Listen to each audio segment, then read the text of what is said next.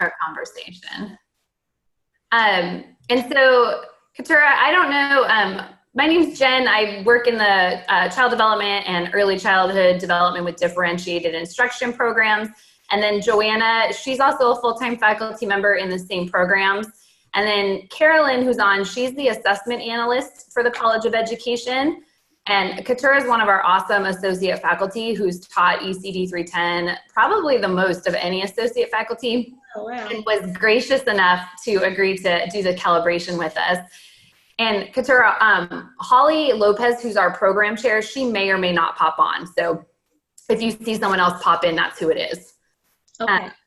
And this is the first time that I've ever done a calibration, at least with Ashford. I've done them in other instances and, grading mindsets, but never done one with Ashford. So Carolyn, if, as we're going, feel free to interrupt or share your assessment advice. But basically so we all separately graded the 3 papers, paper 1, 2, and 3. And the way that I picked the papers was I just went into random ECD310 courses and pulled papers, one that had been scored high, one that had been scored kind of in the middle, and one that had been scored low.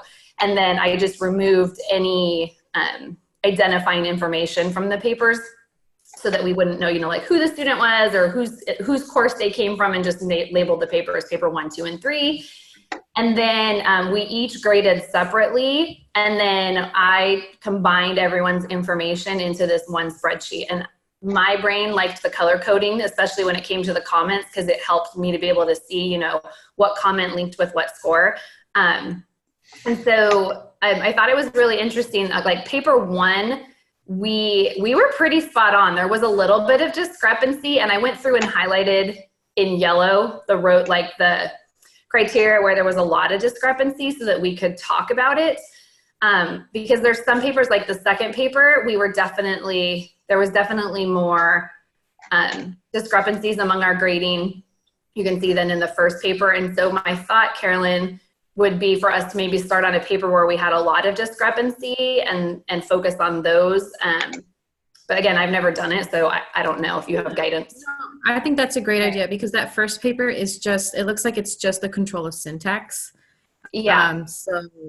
And there were a couple, like right here, and I didn't know, Carolyn might guide, like where 2 people had a 4 and 1 person had a 3, but I'm like, those are pretty close, as opposed to, down here where we had 3 different scores, a 3, a 4, and a 2. So we had all different scores. So I thought, those would probably be the ones to talk about more to come to consensus. Definitely, I agree. Okay, so if everyone's good, then I think we'll start with paper 2. So I don't know if Joe and Keturah, if you guys. Yeah, I would just make a comment on paper 1 when it comes to the grading. The reason why the control and syntax, if we're giving 4s, and this is just like I'm curious on your guys' opinions. If we're giving 4s on content, then it's hard to give a 2 for me on syntax and mechanics, right? Because it's obviously a good paper. You wouldn't be giving it there. It's not consistent. If a paper is written in a language that's like a 2, then they shouldn't be getting 4s on their content. They usually kind of go hand in hand. I maybe could have gone down to a 3, but I thought that for me, I thought that in comparison to the other ones, it was like a job well done. I agree that paper 1 compared to the other 2 papers was a much better assignment. I think there were a couple of little grammatical things that I saw that made me go down from a 4 down to a 3. But yeah, I definitely think we can talk about, maybe some of the differences between a 4 and a 2. And Keturah, I don't know if you have any insight you want to share into those.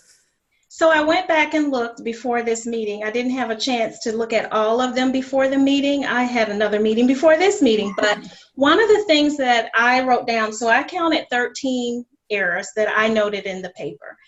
There were errors in comma usage. There were errors in, gosh, I wrote it down. There were errors in subject-verb agreement. Some sentences were unclear. A couple of fragments. So even though, it does kind of interrupt the flow, It wasn't exceptional, so that's why I couldn't give it a 4, not with that many. I probably could have said 2.5, 3. So maybe my 2 is lowballing it a little bit, but I didn't think it was, looking at the terms, I would say it could be considered proficient. Yeah, I mean, because the thing is, I always give them the benefit of the doubt in that area, unless it's like horrifically written, because they all make mistakes. And I feel like the level's pretty low in general. And so a paper, like that paper to me was pretty good. So I don't know. I mean, I think a 3 would probably be more accurate for all of us. But okay. And anyway, I'm just bringing that up because personally, I tend to give a little bit of the benefit of the doubt in certain areas, for better or for worse. But anyway, I would say that I could go up to a 3 on that. Yeah, like I would probably agree with Jen's, the 3s on both of those areas. Yeah, and one thing, and I think with the APA that probably played into our grading was I pulled off information off the title page, so everyone's title page would look like it wasn't accurate, but I was trying to remove any way for anybody to be able to go back and track where the paper came from. So, like I took off, the date, the course section, the instructor, the student's name, I pulled all of that information. So I don't know if that influenced anybody's grading as far as APA format goes, but I just wanted to point that out, that I did pull that so that the papers truly could be, considered a random source of papers. Yeah. Well, the reason why for that, we're looking at paper 1, right? Uh-huh. Yeah, I think so. Okay. Yeah, let me go. I'm sorry, I had looked at paper 2. I know, we started with paper 2 and then I think Joe just talked about that. Because I think I just wanted to set the framework a little bit for some of those little areas versus the content area. That's the only reason. Sorry. Yeah, no, that's fine. And then that paper will be done because those were really the only 2 big discrepancies. The only thing we'll have to talk about is in a case where there's like 2 4s and a 3, how do we, do we want to come to consensus? And we can come back to those later, just in the interest of time, but. I would just make those all 3s. Yeah, I agree with that. I could go to 3. Okay. So I'm just going to leave that note, and anything in black will be like what conversation we talked about today so that we can kind of see where all those notes come into play. Okay. Okay. All right. So then maybe let's look at paper 2. And because this paper definitely had the most discrepancies, I think, in our grading. Paper 2 and 3, there were discrepancies in both, but paper 2, I think, had the most. So maybe the best thing to do would be just to kind of go through each content criteria and kind of see where we're at. So on the first one, which was about description, sorry, I have to keep moving stuff so I can read the whole thing, revises the explanation of the intended career path and the description of the professional dispositions. So Joe had a 3, Katura, you had a 4, and I had a 2. And Joe, I didn't have any comments from you, so I don't know if you wanted to share while Katura looks at her comments or. I've already overlooked these, and that one, and it's 2 of them that the revision, that one, and then the other one where I have a 4, I would bring those back down to 3. Because when I looked at the paper again, while I thought they did well with discussing their intended career path, I noticed that the professional dispositions weren't really clear. And one of the things that I do look for is because the class builds upon, everything that they're doing in the discussions, and their week 1 journal paper focused on specific dispositions and an article that they were supposed to read. And as I read back through that, they really didn't list any specific dispositions or anything that came maybe from that paper or those dispositions. So I would have brought that down to a 3. Yeah, I think that was what I kind of hung up on was, they talked about career path, but then I kept waiting for them to actually say what their dispositions were. They kept describing things, but never really connected it to, these are the qualities that I possess that I bring to the table. And so that was where I went to the 2 instead of the 3. I'm just trying to pull back up the right document. I'm trying to find them too. I have it. I don't know if you guys, did it toggle to my Word document or can you still see the Excel sheet? I can only see the Excel sheet right now. Oh, okay. Okay. And the other reason why I could see 3, they did mention dispositions. For example, in the second sentence, they talk about children needing to to have trust. And then they go on to discuss about how they want to have trust with children by showing them that everyone is committed to their development or their progress. So I felt like trust was one of the dispositions that they were saying they possessed or try to build with students. Yeah, and I could see that, and I would be happy to come up to a 3. I certainly don't think that it is a 4 because it wasn't clear enough, but No. yes, I think they alluded to the dispositions. It just missed that clearly saying, you know, all of this signifies trust, and that's a disposition I possess type of thing. Right. Yeah. I agree. Okay. I'm just making notes so we can remember when we go back. So, okay, let me adjust this. Okay, so then let's go ahead. I think then we're a consensus on this one, that this one would be a 4, or I'm sorry, not a 4, a 3. So then let's look at this one, where we are as a nation with creating an inclusive environment. I think. I must have missed something on that one. Hold on. Yeah, I'm so trying to forward myself papers. they briefly kind of talked about, you know, inclusion, but it never talked about as a nation, as a whole. It was just like, my school's inclusive. Okay, but the prompt said, you know, where are we as a nation? And so that was for me why I scored it a 1, because it missed the target of what that whole piece of content was supposed to be. Yeah. And again, I'm sorry, go ahead. No, you go. I go back to teaching the course, and the week 1 discussion 1, that is the focus. And we talk about that, and we talk about specific laws and, you know, how things have changed with IEPs and least restrictive environments. So I was looking to see some of those things of what we're doing now as far as inclusive environments, and that just wasn't there. And that's the one section that I always kind of ask students, this is where you really need some research. And I was kind of looking for that as well. Mm-hmm. I'm going with you guys. I probably just overlooked something.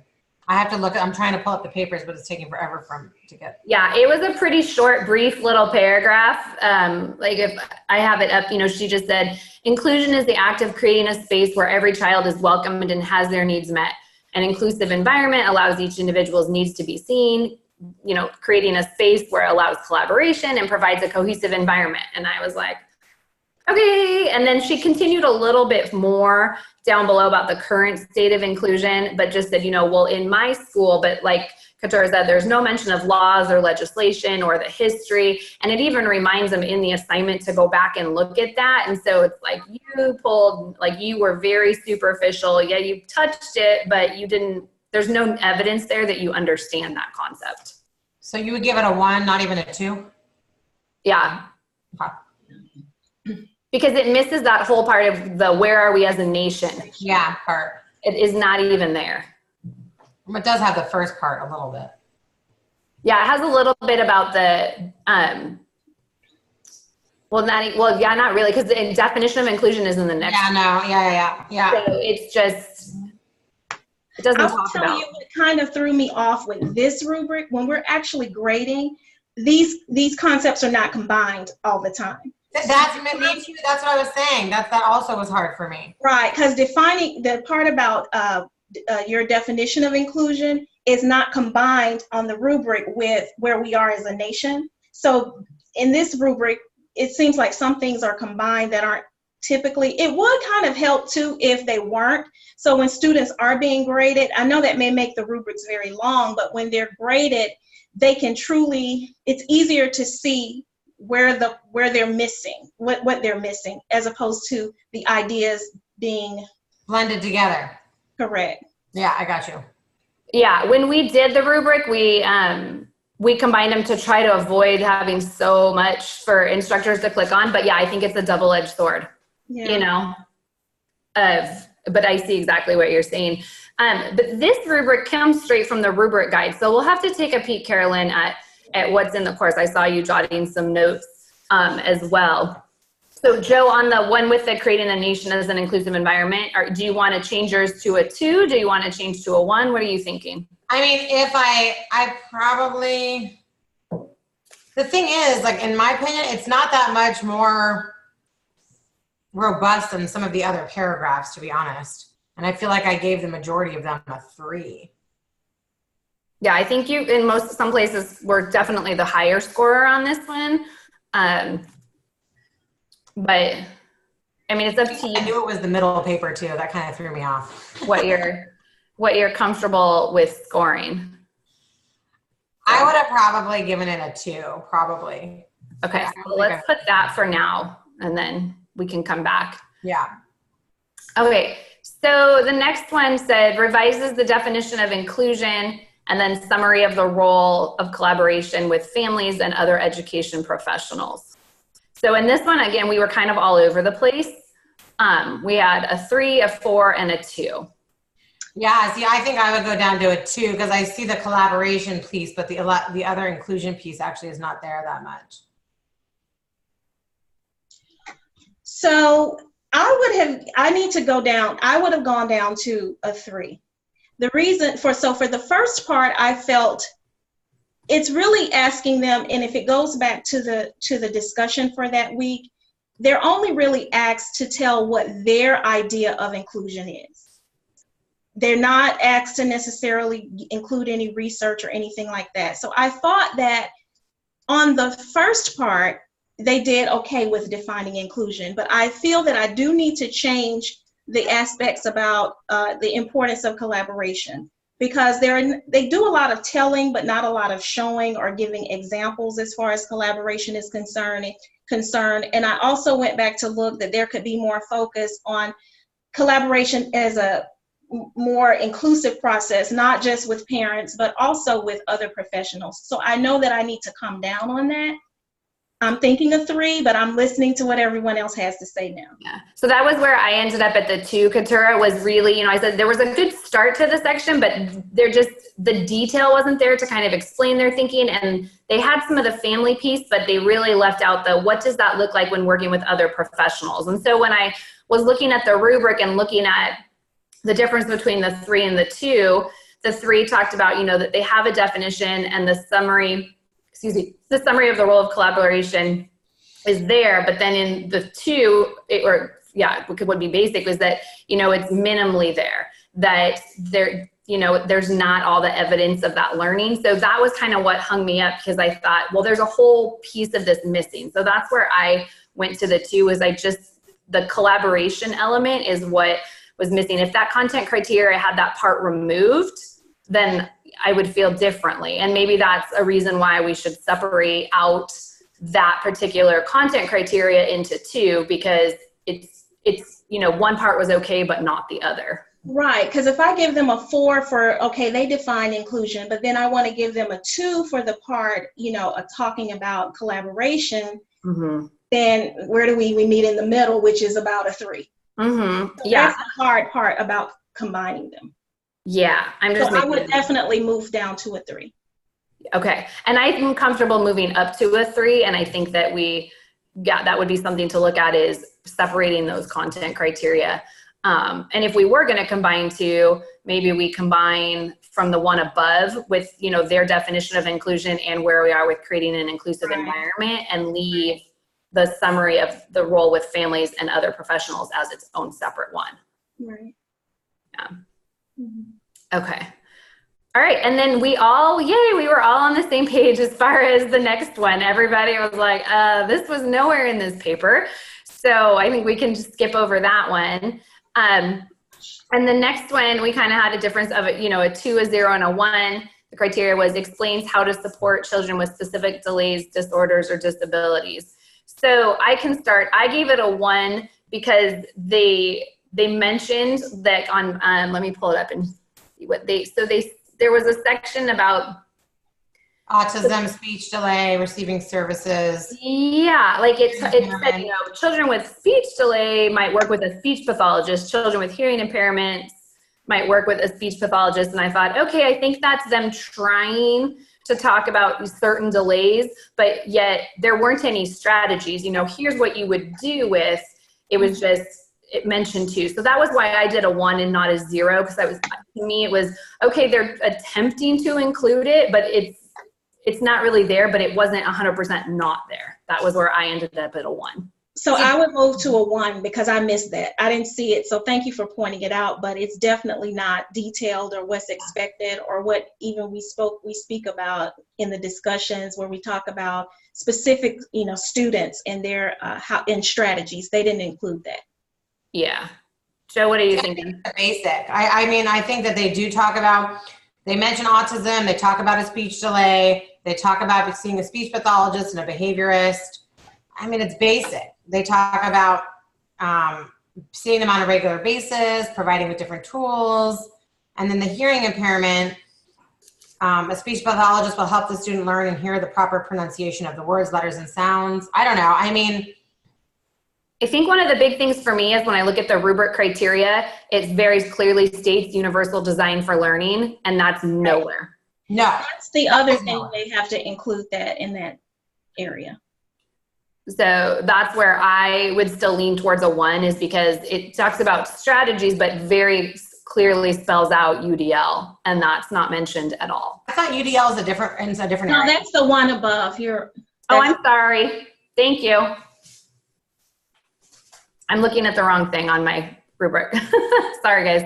I don't know. I guess, yeah. I mean, they talk about it. It's basic. It's just basic. It's not proficient. They didn't leave it out. They didn't just say, I don't know. I guess the context of the student is always in my mind. Like, I just feel like their understanding is pretty limited. I don't know. So. I can see your argument for basic. It's just basic. It's there. Yeah, I think when I'm looking at the rubric, so I think the big key differences that would help us decide are, in basic, it says the explanation is somewhat supported by examples, and then in below, or a 1, it is not supported by examples. So I guess that would help us be our determining factor. Do we think there's enough examples to warrant basic, or do we think that there's not? I mean, it does say a speech pathologist will help the student learn and hear the proper pronunciation of the words, letters, and sounds. So that's an explanation. It could be considered an example. Right. Yeah, an example. So I would say, okay, a 2.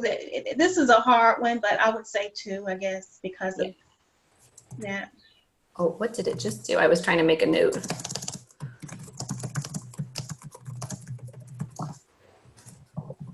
Okay. And then, yeah, from pointing that out, Joe, I could be comfortable with it too. So I'll change these.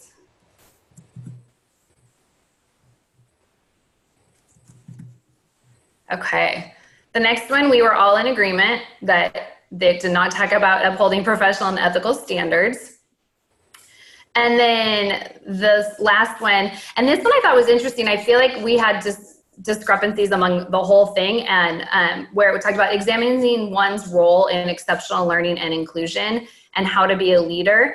And I think where I came with a 0 is I think I went in my mindset of I was looking for it to be its own specific clear section. But when I look back and think about it, it's kind of woven throughout. Yeah. So in my head, I almost wondered when I was grading is this even a necessary criteria to have? No. Need to call it out? Probably not, because it's woven throughout. And Katura, I'm assuming that's probably where you came up with your 2, where Joe and I had a 0. Right, because even in the intended path, because I had to go back, because at first I was looking for it to be its own separate section, because I really do push students to use those headings because everyone's not the best writer. Yeah. So it helps me for those students who tend to jump around. But I went back and I looked in the intended career path section and in some of the other sections. They speak about their role. I don't know that the leadership aspect is there, but at least their role is mentioned in certain areas. It's just in a very basic way. Yeah, I agree. And I didn't want to go in and adjust any of my stuff because I saw things as I compiled the spreadsheet, but I thought, I bet that this is what's happening, is that I'm looking for it separately, but it really is kind of woven. And I definitely think that's something to consider, is especially if we're looking at maybe breaking apart some of the other content criteria, maybe we break something else apart, but take this one out because it's really embedded in everything else. So I'm totally comfortable moving this based on it being woven throughout versus looking for it separately. Joe, I don't know what you're thinking. I mean, I think that I would probably give it a 1, because I don't think that they really discussed much of anything. So I don't see, they definitely didn't talk about their role. You know, I don't think there was like a lot of personal examples or explanations. So to me, if we're going to give it anything, I would give it a 1. Okay. So I think it helped us last time when we kind of looked at the differences between the 2 criteria and the rubric. So for this one, the difference between a 2 and a 1, let me make sure I'm looking at the right one. I gotta go down one more. Is, so in a 2, it says vaguely examines one's role in exceptional learning and inclusion and how to be a leader. The explanation includes some examples. And then a 1 would be attempts to examine one's role in exceptional learning and inclusion and how to be a leader in developing inclusive settings. However, the explanation does not include examples. So I think, again, it kind of comes down to that. Were there some examples? Were there not examples? Not of them, not in their role. I don't think that there was any discussion about their role. Well, I've seen inclusion work wonders in children's lives. Oh. Yeah, I mean, if I read through the concluding paragraph where she kind of talks about inclusion is looking at the needs of each individual and finding a way to make them fit. It's more than creating an environment. To me, those things, I guess, could be examples of what she plans to do. But I think it's okay if we leave it 2, and Carolyn, correct me if I'm wrong, with a 1 and 2 2s, and then we can. Yeah. I don't know that we're not all going to all be the same scores. Yeah. I don't think that's realistic. No, it's fine because there are other criterions where you guys are just off by 1 point. So, okay. Yeah. So Joe, if you want, we can just leave it as a 1 and 2. And we don't have to all agree. And then we can, and Carolyn, you might have to help guide us in, you know, as far as consensus in those situations. Do we go, there's 2 2s and a 1, so we would say consensus is a 2, or I don't know how that all works. Yeah, I think the majority would be. Yeah. You know, especially when we're not way far off. It's not like we have a 1, a 2, and a 3, and we're trying to come together. Okay. Like next one. Like on the next one. Yeah. So these are the syntax and mechanics, and then the APA. So Katura, do you want to start since you have the lower scores and kind of walk us through your thinking? So for this one, I probably counted over 20 errors in grammar. It was a lot. So I didn't even think it was basic. I thought it was just not proficient. And with the APA, I gave a 1 because they had a reference page, but there are no in-text citations. There's really no evidence that research was used. But I gave them the 1 because they at least put a reference page, but I don't know that they even used that information. So yeah, that's why for those 2. So I looked at the sources part more as that last requirement where it talked about the resource requirement and not as much in the APA. I think that their formatting on them wasn't 100% accurate. And I don't have on the one rubric I'm looking at the breakdown. I'd have to pull it for as far as what goes into APA to read the difference. Let me. That would help too. Yeah, I always thought that it included, you know, having the in-text citation because you do have a reference page. Yeah, so and my take on the in-text citations was formatting as far as APA, but whether or not they used the sources, I always counted in in the resource requirement, but I looked at whether or not it was properly formatted as part of the APA. I'm just logging in to pull the wording, so. The way that I look at the control of syntax and mechanics is also just like the organization of the paper. And then also like, do they have proper paragraphs? Do they have nice headings? Is it consistent font? So I look at that too. And then I also, again, I have a harder time giving, I could go to a 2, but I have a harder time giving papers where I've just justified 3s for a lot of the content and then really docking them off on syntax and mechanics. I think they, again, in my mind, those kind of go together. So I could maybe go to a 2, but I think it's better than basic. I mean, there might be some errors, but everything is nicely organized. I don't know. To me, it looks like a nice paper, you know, when you look at it. Okay, I finally got it pulled up. It just took me a minute to get everything. So when it looks at APA, it talks about if it was a 4, that their APA formatting is consistent throughout the paper, title page, and reference page. And then as far as resource requirements, that's where it says use more than the number of required resources, providing compelling evidence to support ideas. All sources on the reference page are used and cited correctly. So I think when we look at APA, we just need to think about, is it formatted properly? And then as far as whether or not they are used, if they're on the reference page, falls into resource requirement. Okay. Then I would definitely have to change. Okay.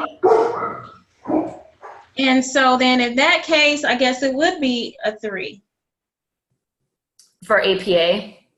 Right, because what else is wrong with the format? If APA means they're formatting. Right. Aside from having the reference page on the same page with the rest of the paper, is there really anything else wrong with the formatting? Right. Right. I mean, I hear you, because I think it's kind of ridiculous that they don't get docked off because they really don't have any citations. And that is part of, like, they properly APA, you know what I mean? So I get that too. I don't know.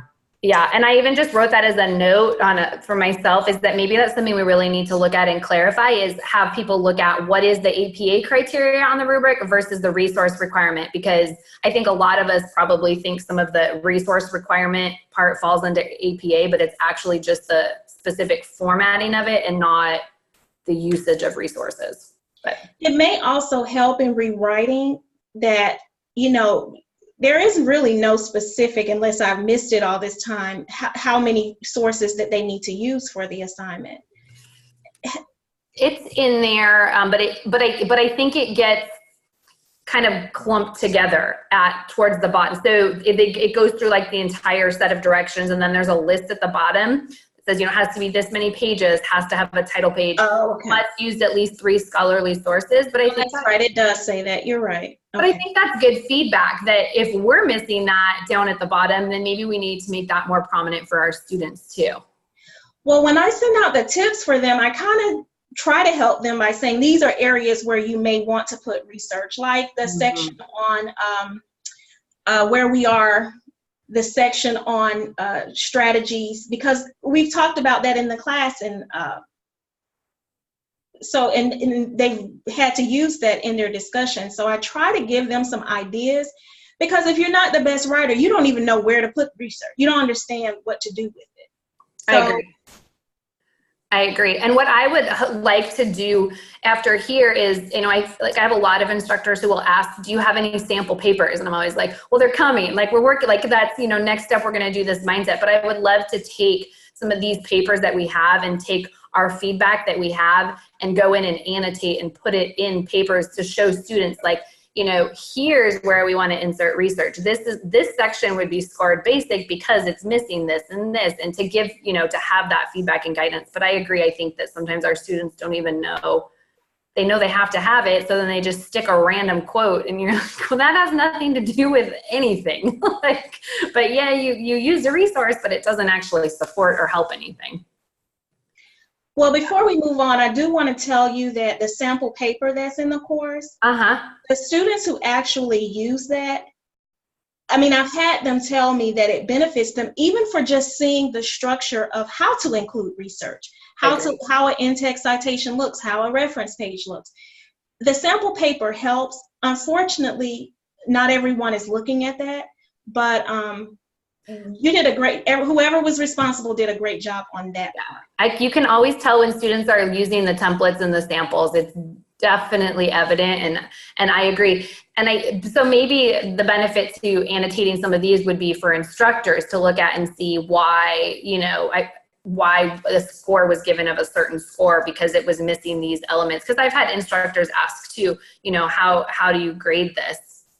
But yeah, I agree. When students actually use the sample, it's super helpful. You can tell when they do, for sure.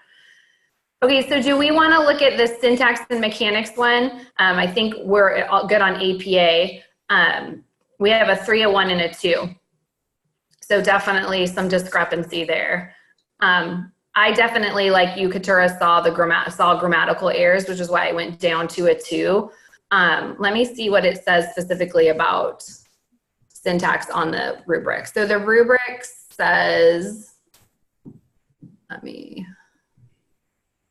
So a 4 would be displays meticulous comprehension and organization of syntax and mechanics, such as spelling and grammar. There's no errors. A proficient displays comprehension and organization of syntax, such as spelling and grammar. Written work contains a few minor errors. Basic is displays basic comprehension of syntax and mechanics. Written work contains a few errors which may slightly distract the reader. Below expectations are a 1. Fails to display basic comprehension of syntax, such as spelling and grammar. Written work contains major errors which distract the reader. So I think that the difference is, are the errors minor distractions or are they major distractions? The difference I went to a 2. Okay. Joe, are you still feeling a 3 or? I mean,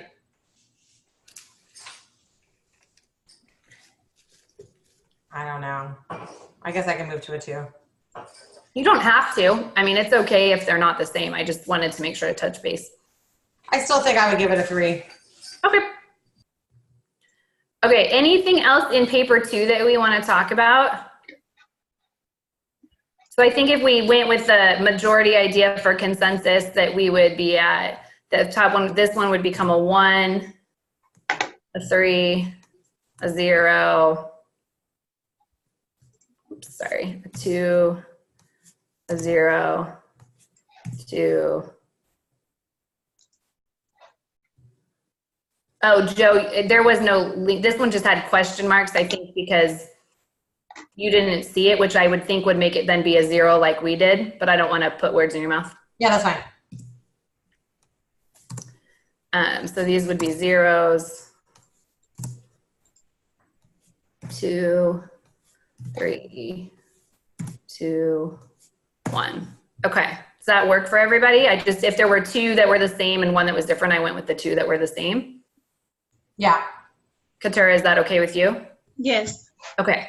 All right, so then let's look at the last paper. This one had some discrepancies, but not as many as the second one. So this first one, we were definitely kind of all over the place as far as the intended career path and professional dispositions. We had a 3, a 4, and a 2. Joe, do you want to start? Your comment cracked me up. That was the only comment I made, I think, the entire time. Let's see here.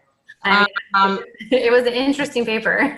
I think I'm actually going to switch that to a 2 because Okay. now that I'm thinking about it,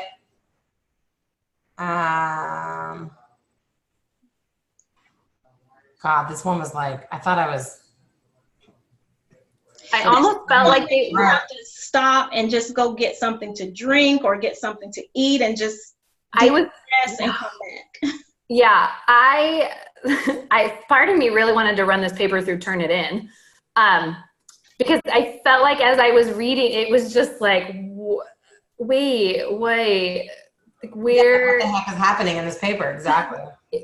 Do you see my comments? If you look at my comments inside of my paper, I said, this sounds like it is from some resource and not your own words. If from research, you are missing an in-text. I said that throughout the paper. I even tried to copy and paste some of these sentences and put them to see if I could find them somewhere because it doesn't sound like their voice. I thought the same thing as I was reading. It sounded maybe like it was somebody who put it through like a translator or something, but it definitely had an interesting tone to it.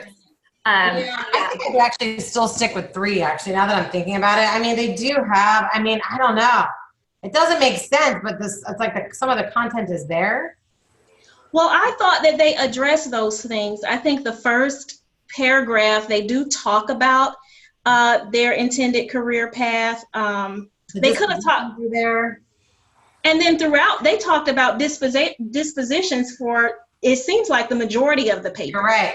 Yes, exactly. I mean, they did definitely address dispositions, and they did mention their career path and why they wanted to do it. So I'm going to stick with my 3.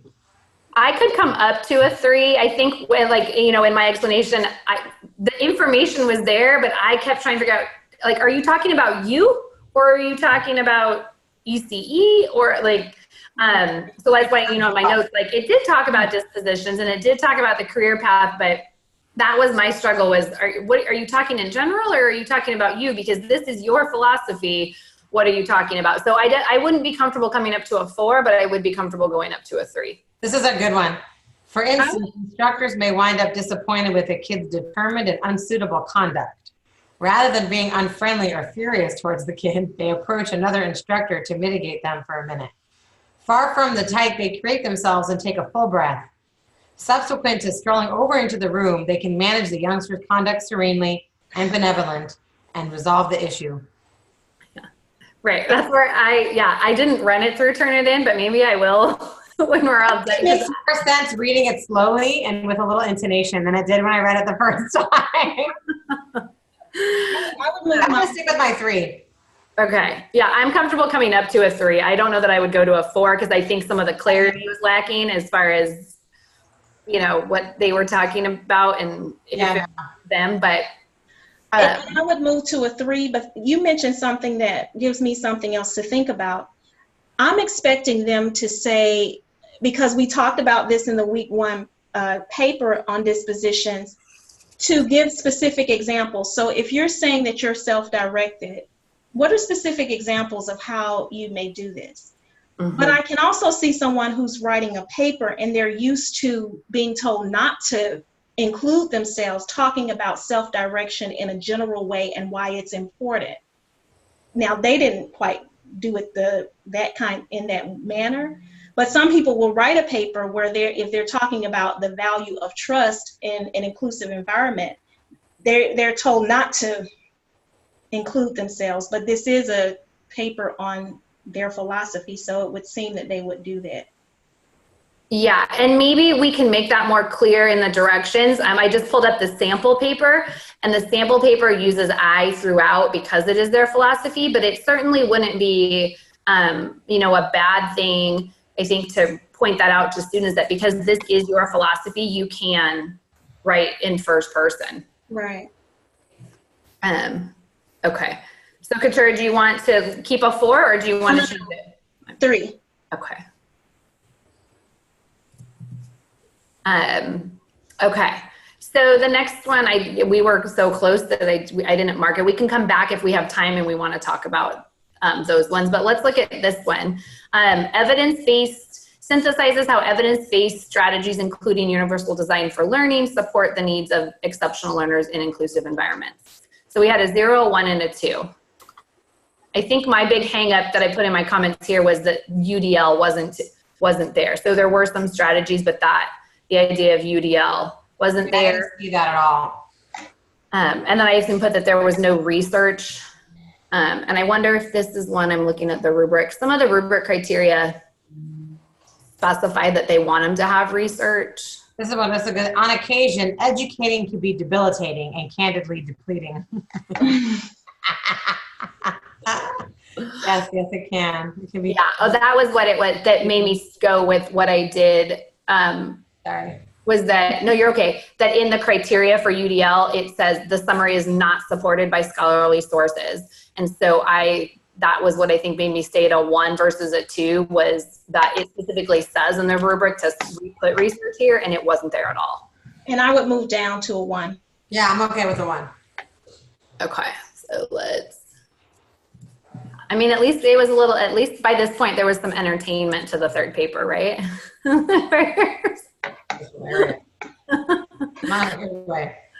Okay, so then this one describes how to uphold professional and ethical standards when supporting children with exceptionalities and their families. So we were all over the place. A 2, a 4, and a 1. Katura, do you want to start? I need to reread this section. Okay. Yeah. So let's see. Let me find it.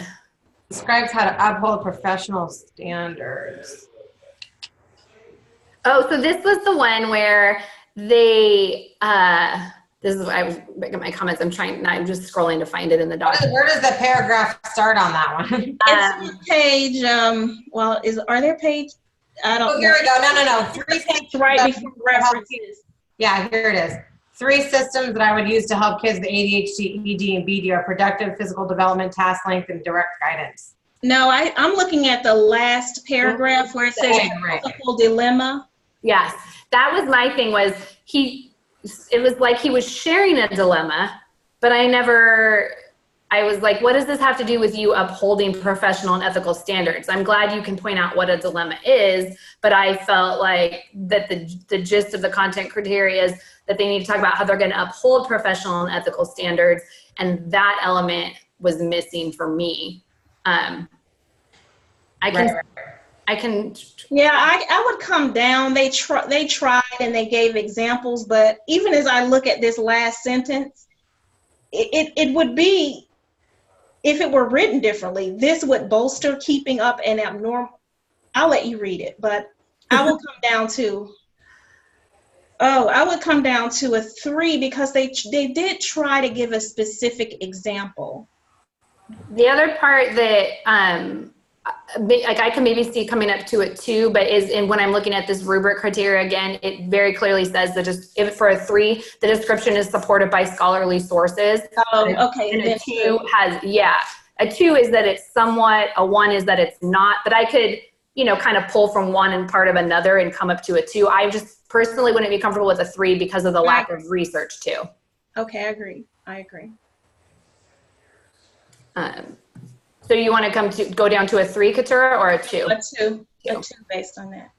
Okay, let me make a note so we know why we dropped this one.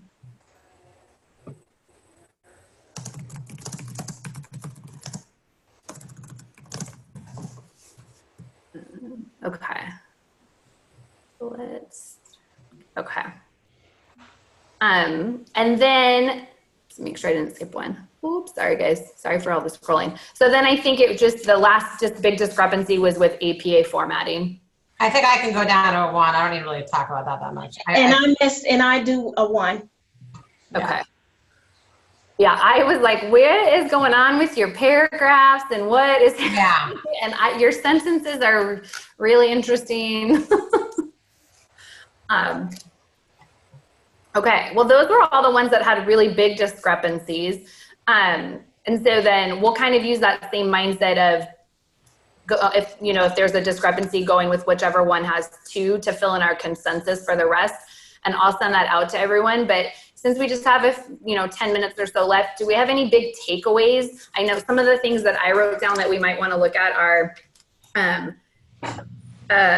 maybe separating some of the criteria, potentially removing the criteria that talks about their role in learning, really helping to clarify between what we're looking for with the APA criteria versus the resource criteria. Maybe adding some resources about, making sure they can use first person.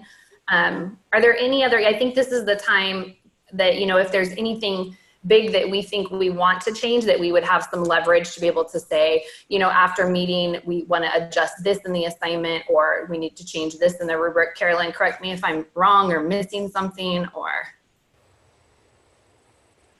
No, I think you're right. I mean, I have all those notes too about maybe separating those criterions, so to kind of clarify that.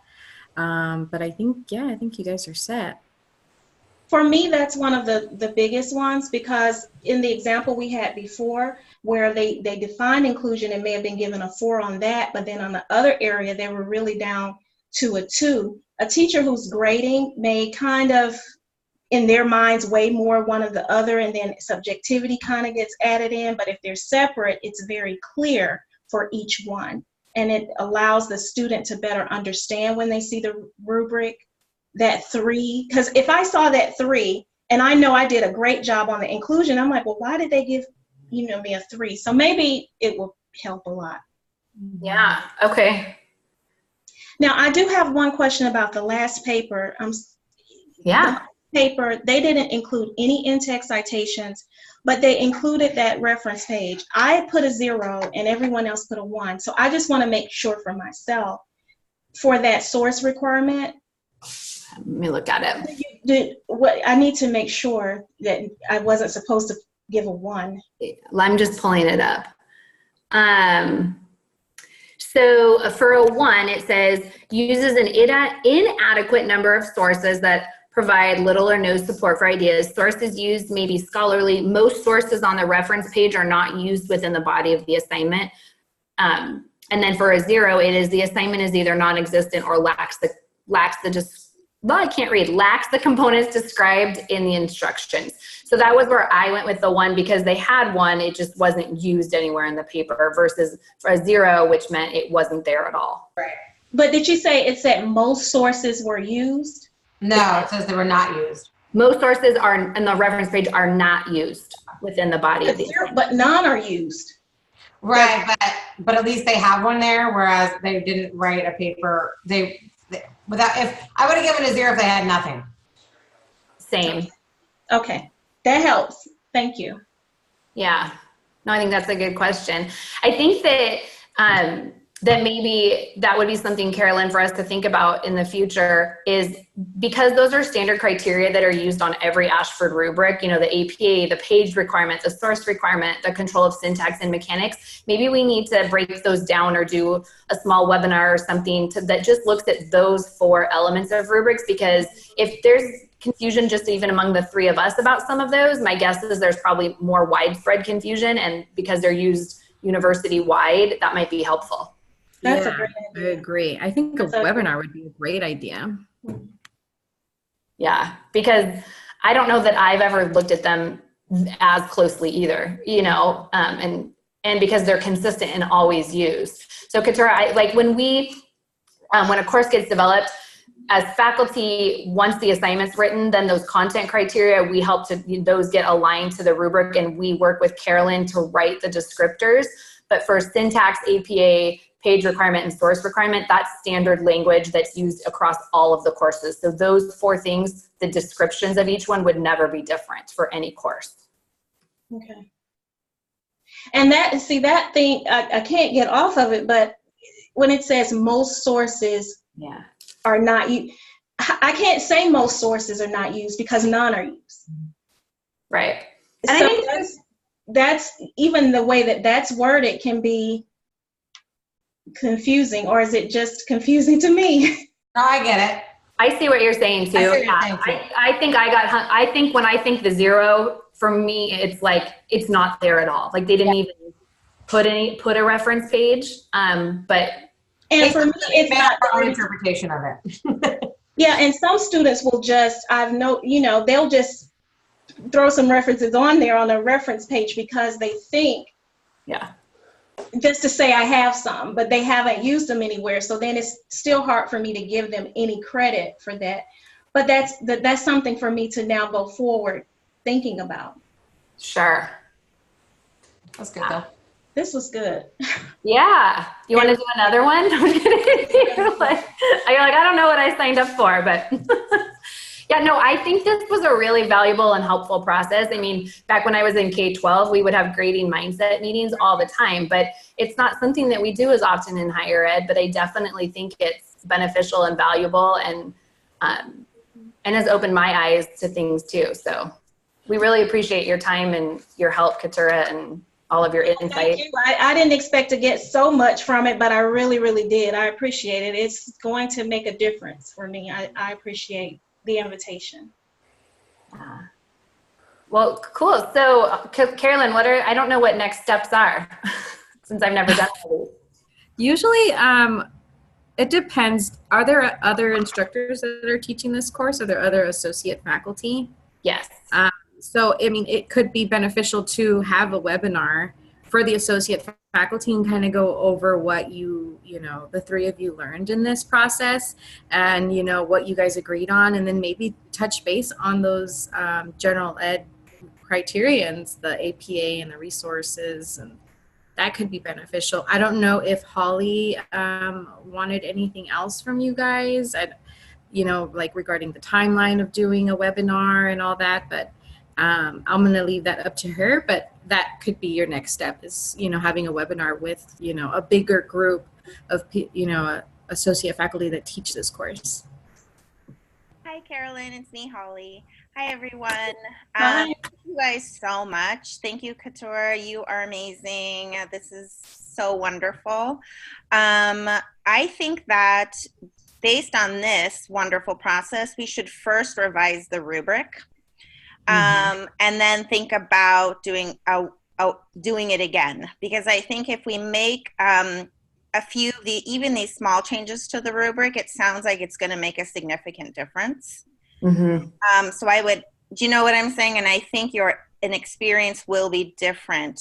And sometimes these calibration trainings, that's sort of all we need, is to have different heads come together and just realize, oh, we need to make things more clear, or this is where we need to tweak things. And sometimes that's enough. And then I would sort of take it from there. And then we can maybe do a webinar or touch base, or think about doing it with another set of faculty, that sort of thing. What do you guys think? Yeah, I think that's a great idea, especially to see if the clarity of of a different rubric helps. Especially, and two, because I know, going through and actually making those changes live in the course, we maybe would want to try out our suggested changes before we make those adjustments, because let's say something we change doesn't work, then we don't want to implement it and then have to revise again. Right. And I think actually the calibration part of it that I think faculty really benefit from is the part where there are the hang-ups and sort of hearing how and why you're grading. I think that's the really beneficial part. But I would hate to put this on our website as the be-all end-all, especially for changing the rubric. Right. So before a change is made, then would you do this maybe one more time with some other instructors, or more than one time, and then based on a compilation, then maybe revisions, and then roll those out to see how they work? Is that how the process would work? Yeah, and I'm thinking something like that. And again, this is going to take some time. We don't have a narrow time frame. We just need to have it on the horizon. But just because I think just going through this experience, I think, is just really beneficial. But especially now that we're going to change the rubric, we should re-implement the rubric, and then down the line, I think we might want to try this again as we have time. Yeah, I know it definitely opened my eyes to even better understanding the assignment, better understanding the rubric, which will help me be able to help our students better too. So. Exactly. Thank you, ladies, so much. I am so grateful for your time. Thank you, Jen, for all of your Excel wonderfulness. I just filled in boxes. Carolyn sent me the pretty Excel, and then I just filled in information. But yeah, no, I think this was really good. And Katura, we cannot thank you enough. Thank you. Appreciate it. Thank you. Cool. All right. Well, then I am going to stop recording and